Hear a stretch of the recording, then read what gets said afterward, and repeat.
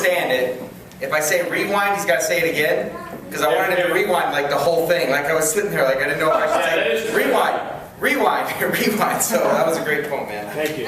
Last week, like Luke said, we were all down there at Spice Island, and everyone's freestyling, and all of a sudden I just had to stand up. And I didn't know where it was going to go, but it kind of got kind of awkward, and then I stopped, but then I got back up again, and I got home that night, and I ended up writing this entire poem. I just dumped it. I dumped it right on the page. So new shit. And then tonight, I actually got a good title for it. It's called Our Shared Experience. And earlier tonight, my two sisters were here, so it's about us, but it's about us.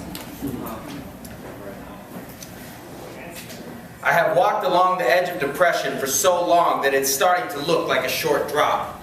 Like if I just let go, the fall would be fast, that the abyss would be at least beautiful on the way down. As a boy, I fell to the ground while looking for a toy, split my eye wide open. And what scared me wasn't the pain or the scar to be, it was, and I remember it while I fell, knowing that punishment awaited. Physical punishment. For my momentary belief that fun was okay, that searching for a toy in the darkness was okay.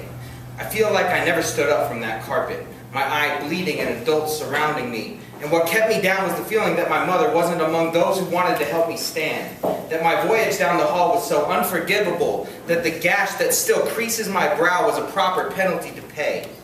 I laid in that darkness, with the pendulum of punishment swinging above. It took everything in me to climb off the table, to feel my way to a wall where I curled and hugged the surface like a familiar kitchen floor. I stayed for a while, a long while, where finally the darkness was unwanted, not normal, but unable to move. The poems in the dome pulled me forward like a bungee cord stopping my suicidal plunge, to the edge of a cliff that I tried to ignore with all my strength for so long. Only now I can't help but step over. My dying fingernails hold the edge and peel away with gravity's pull. The darkness below leads to a well, a deposit of oil. Toxic. I need to tap that oil. Let it gush out onto the soil of my arms and face. Don't try to cap this well, don't try to collect it. Don't listen tonight more than what is necessary for the poison to gather on the floor at our feet, where I will finally summon the courage to light it on fire and leave the mess to burn. My pores ache for the cleansing. The black sticky oil must be released.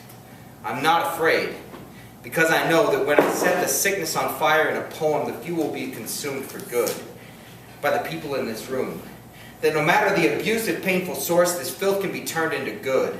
That you might take the burning memories of parental rejection and suppression and make a song or poem from your own dark well. We each represent an untapped oil field waiting for impetus, the right drill that can unleash our darkness.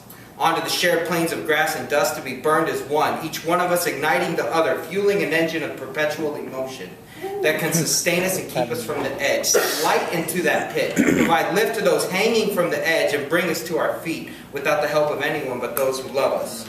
If you can't do this for yourself, do it for your children. Do it for the ones who follow. I set fire to the tar that tries to pull me down so that my two nieces, who were here with me now, can start from at the very least a blank slate, not weighed down by years of family secrets or fate. They deserve it far more than I deserve Viva's smile or the way Chloe shouts out, Uncle Cam.